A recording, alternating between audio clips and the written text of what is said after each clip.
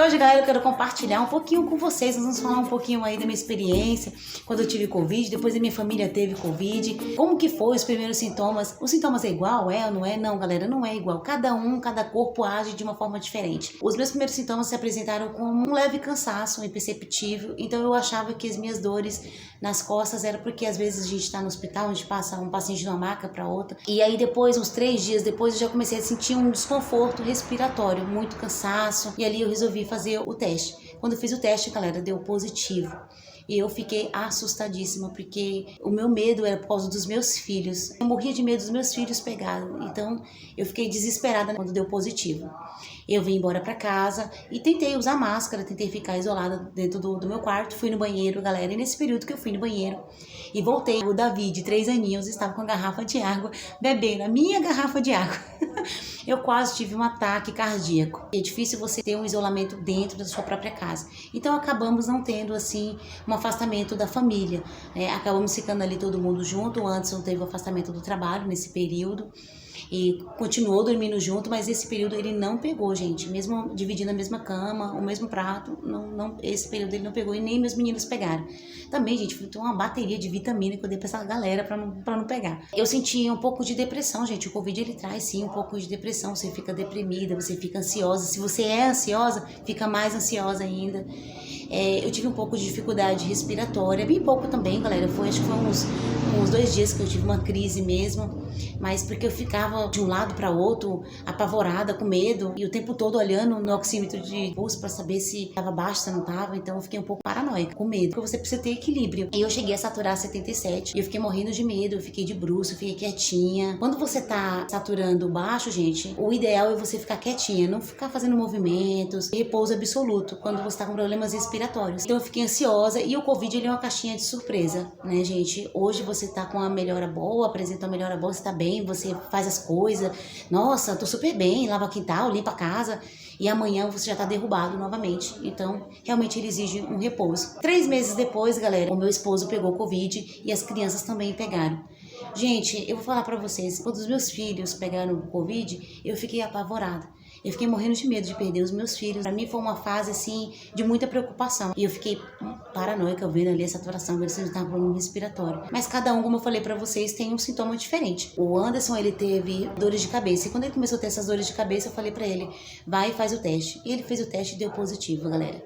Os meus filhos já começaram a apresentar dor de cabeça e febre. O Anderson perdeu o olfato, mas não perdeu o paladar. O Davi foi o que ficou mais ruinzinho aqui em casa. Ele teve muita febre consecutivas, uma em cima da outra. Então eu fiquei bastante de olho nele. Os outros não sentiram tanto drama. Era mais diarreia e dor de cabeça. Mas ficaram assim uns 4, 5 dias mais ou menos os meus meninos. E depois, graças a Deus, melhoraram. A febre do Davi ficou tão alta que os vasos sanguíneos dos olhos ficou bem vermelho mesmo. E eu fiquei bem preocupada com ele. Foi uma semana também, galera. Foi bem rápido, sarou. E eu louvo a Deus, né? Que eu me peguei muito com Deus, porque tudo que eu queria era que ele sarasse, saísse daquela. Eu morria de medo dos meus filhos ter que ficar internado. Eu morria de medo deles precisarem de oxigenação. Eu morria de medo. O Anderson, gente, ele não teve problemas respiratórios, mas mesmo assim eu vou aconselhar, mesmo que você não tenha problema respiratório, não tenha muitos sintomas, evita fazer tarefa de casa. Começou a fazer tarefa de casa e tudo, e aí começou a ter uma piora de novo, e começou a piorar. Então a gente começou a suspender as tarefas de casa, e eu falei, não, é bom você repousar, é bom você descansar,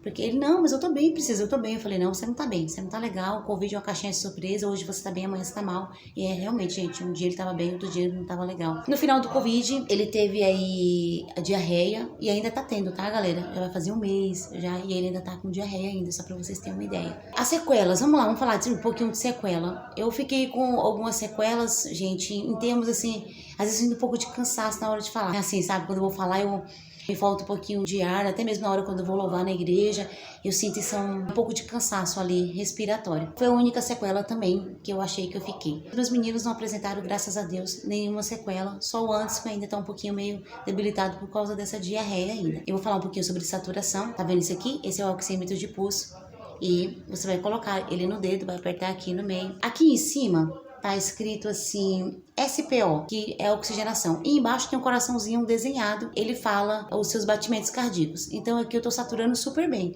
99% e 74% de batimentos cardíacos. Quando que tá normal essa saturação? Acima de 90%. Quando ela abaixa, aí não é legal você se manter em casa. né? Eu me mantive em casa saturando 77, mas foi por um curto prazo, tá, galera? Então não faça isso, vá para o hospital para você ter uma oferta aí de oxigênio, é muito importante. Se a sua oxigenação tá 89, você precisa de um auxílio de oxigênio. Então, geralmente lá no hospital, a gente coloca uma máscara de Venturi no paciente, quando ele está saturando muito baixo, traz um conforto para o paciente. Quando você estiver com máscara de Venturi, é importante o repouso absoluto, não ficar se movimentando muito, não ficar indo no banheiro toda hora.